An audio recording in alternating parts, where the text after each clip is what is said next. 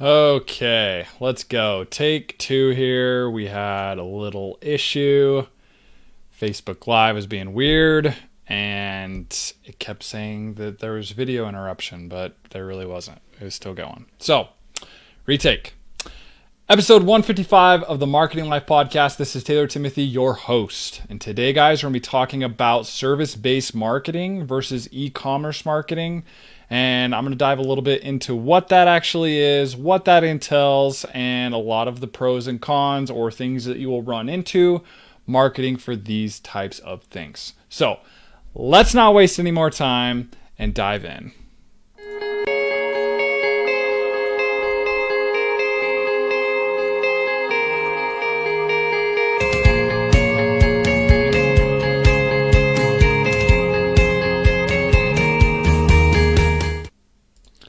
Okay, for all you guys out there that are somewhat newer to marketing, I'm just going to educate you guys a little bit what I'm going to be talking about, what's service-based and what's e-commerce based. Basically, service-based is basically your product is an actual service. So you're going to be, plumber, HVAC, roofer, potentially a dog walker, like anything that has to do with an actual service. That's what I mean by service-based marketing. Now, e-commerce could be clothes, it could be hats, it could be a camera, it could be a tripod, anything that basically you purchase one time for, maybe every other year or something. Versus your service-based, potentially, you could need it once a year, once a month, depending on what the actual service is. So that's what I'm basically comparing today, kind of explaining to you guys. So as far as service-based marketing on a local level. So what I mean by that is maybe you have some sort of truck that goes out and services certain things in a 30-mile radius. So the thing that you're going to run into is you're going to set up your campaigns, you're going to get them running, they're going to start performing, and they're going to help your business scale super fast. But what you're going to do is you're going to scale up really fast, and then you're going to kind of potentially plateau at some point. You could plateau, and what you have to do to get over that hump is you're now going to have to open your radius, essentially. You're going to have to go maybe 60 miles and open up another shop an hour away and slowly scale your business that way. That's what you're actually going to run into as far as a local level. Also, your ads, they can perform, they can generate you leads. But the truth is, if you're targeting a 20 to 30 mile radius, you can't spend $500 a day on Facebook to get you more leads. You're going to have to leave your ads on, spend a little bit, and kind of ride the wave and milk the wave as much as possible. And you're constantly going to be having to change out your offer. So those are some of the things you're going to run into. Now, a service-based company on a national level. Basically, what you're going to run into here is you can open up to the entire United States, but potentially you might have to exclude certain areas that you don't service or things like that. So on a national level, what you're going to run into is you could start scaling, and then all of a sudden you need more help for fulfillment, and you can scale your company really, really fast.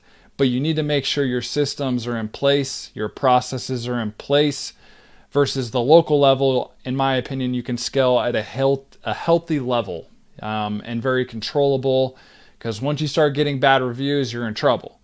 So that's as far as like service-based goes. You could really get tons of leads coming in, and you've got to have tons of trucks or tons of people you can send your leads out to throughout the United States. So there's probably a lot of networking and stuff as well. Now, diving into the e-commerce on a local level. Now, if you only service and don't do any shipping or anything, you're going to have a really tough time, in my opinion, with the e-commerce level. You can dominate your industry really quick, but you really need to implement and have processes in place to start fulfilling and sending things out. Another thing with e-commerce as well, even on looking at the national level, is what can happen as an online marketer is you can go sell millions of dollars of product, but what you're going to run into is you could help this company scale, go through the roof, and potentially they could cut you because the ads have been delivered so many times to the entire world, the nation, and they kind of they're like, I know what this product is.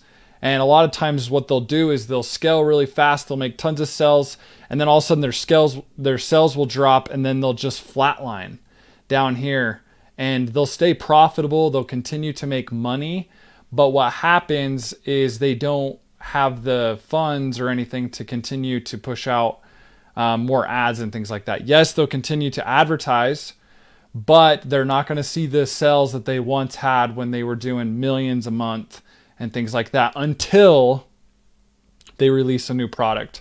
So if they're continuing to release a new product that makes people go, wow, this thing is awesome all the time, then yes, they can continue to grow and continue to scale. So those are just some of the things that I have personally seen in these industries. Honestly, what are your guys' thoughts as well? You can post in the comments below. If you're on the podcast, shoot me an email. But other than that, guys, thanks for listening to episode 155 of the Marketing Lyfe podcast. If you guys need any help with online marketing, come and check out localdma.com, get a free marketing strategy, and we can chat, and I can help you guys or put you guys in the right direction. So thanks, guys, for listening, and peace.